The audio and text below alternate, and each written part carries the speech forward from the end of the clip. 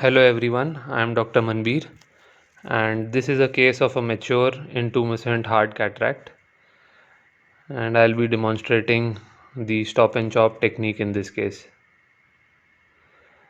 Now apart from doing phaco, the other tricky part in such cases is doing the capsulorhexis. Because the intralenticular pressure is high, there is a high chance of Argentina flag sign in such cases. So here I am using a high density cohesive viscoelastic after staining the capsule. Now I take my 26 gauge cystitome and I just puncture the anterior capsule and make a small nick. Now you should try to make this nick slightly curved, not straight, because otherwise this nick may extend to the periphery.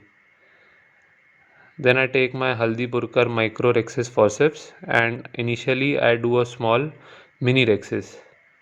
This double rhexis technique is advocated by many surgeons including Dr. Pradeep Mohanta sir, and I found this technique very effective in dealing with such types of cases.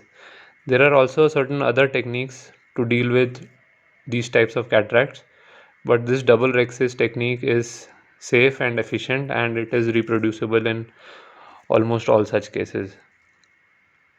So then you take a Simcoe and you aspirate the loose cortex matter and make sure to sweep the anterior capsule from the periphery towards the center so that all the loose cortical matter it comes out of the capsular bag and debulks the capsular bag.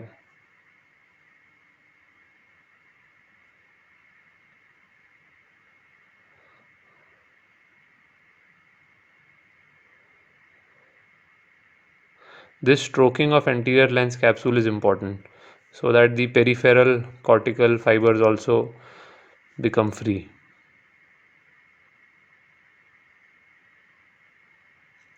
Now again re-inject viscoelastic and deepen the anterior chamber.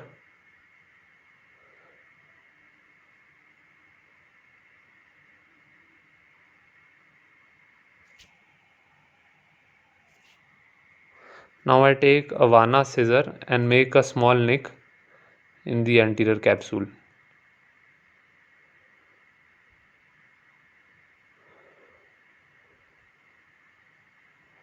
Now again take the Haldipurkar forceps and enlarge this mini rhexis to an optimum sized rhexis. In such hard cataracts, at least a 5 mm rhexis should be done because all the further steps otherwise will be difficult. This is a large bulky nucleus with a dense posterior plate. If we land up with a small rhexis in such cases, then further management becomes even more challenging. So your aim should be to make at least a 5 mm rhexis.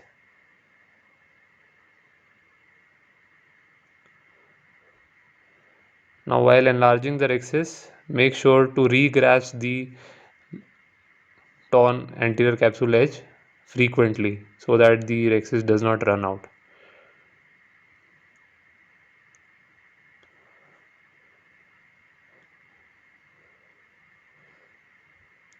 Again I am taking out the viscoelastic and washing some of the loose cortical matter. Now this procedure also eliminates the need to do hydro because you are doing hydro while this step itself.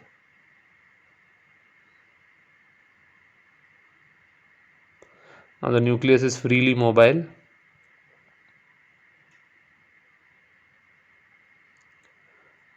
I again inject visco and make a side port for my chopper.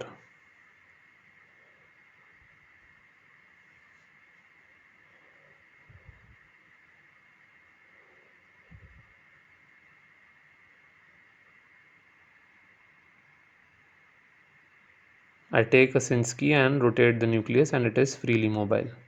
Now ensuring mobility of nucleus before we begin phaco is very important.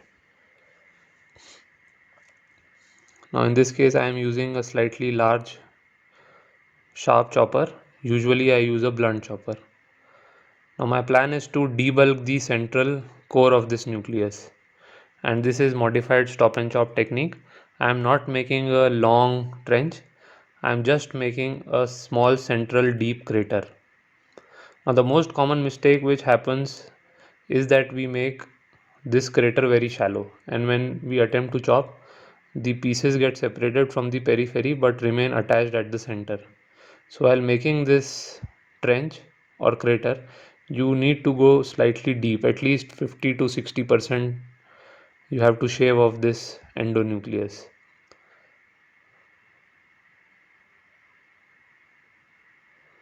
Also, you get space to bury the chopper for your chopping in front if you do this small crater.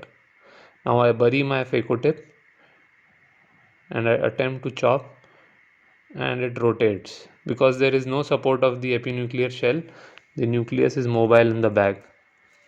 Now again I increase the vacuum, bury my tip, and I chop. And this time I was successful. So the nucleus has now been separated into two halves. Now for my sculpting, I use continuous torsional power with low vacuum, and for chopping I increase my vacuum to 450, flow rate to 35, and I use longitudinal power for chopping because that gives a better hold. Now I am subdividing one heminucleus into further fragments. Now I prefer to do a vertical chop where I take my chopper just in front of my phaco handpiece and I chop. I don't take my chopper behind the rhexis. I stay in the central area. Now I am subdividing this nucleus into multiple small fragments before I begin emulsifying. Another important tip in such hard leathery cataracts is that you have to do gentle lateral separation going downwards. So you have to separate these two pieces and then you need to do lateral separation at a deeper plane so that you separate the posterior plate completely, otherwise it remains attached. So now I have divided this nucleus into about 4 to 5 pieces. Now since this is a hard cataract, I will be recoating the endothelium with a dispersive viscoelastic, and then I begin to emulsify these pieces. Now I increase my flow rate to 45, and this time I am using torsional ultrasound and not longitudinal because this has better followability. And now what we need to do is just stay in the center and take out these pieces one by one and emulsify them in the pupillary plane.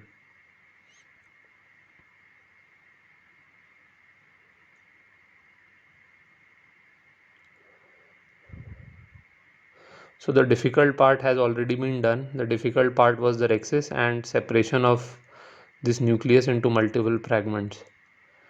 Now eating up these fragments is the easy part.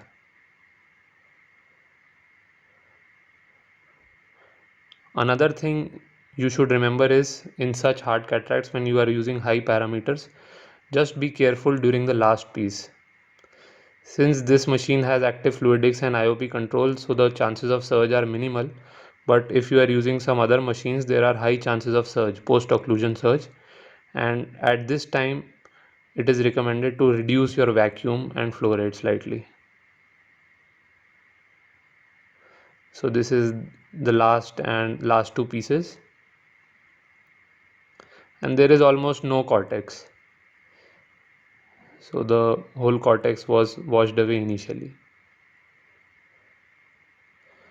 Another thing you can do is while emulsifying this last piece, you can be slightly anterior.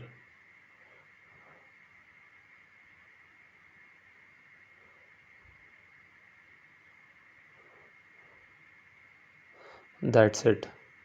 The nucleus has been emulsified completely. There is not much cortex left. And now I fill up the bag with dispersive viscoelastic, and I'll be implanting a hydrophobic single piece acrylic lens in this case.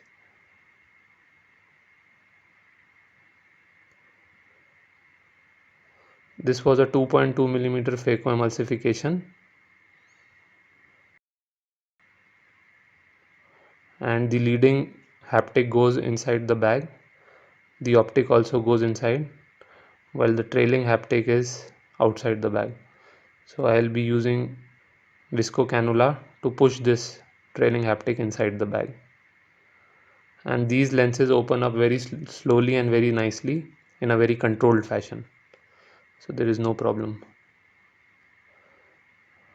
Then I inject pilocarpine, and at the end I wash away the viscoelastic completely. Now you can go behind the IOL to remove viscoelastic, or what you can do is you can tap the optic, and what happens is that the viscoelastic behind the IOL comes anteriorly, and then you can wash it. Some surgeons like to go behind the IOL to wash the viscoelastic, but even this technique works very well. So you need to clean up the viscoelastic completely, even from the angles of the anterior chamber, and that's it. The case is done. The wounds are hydrated.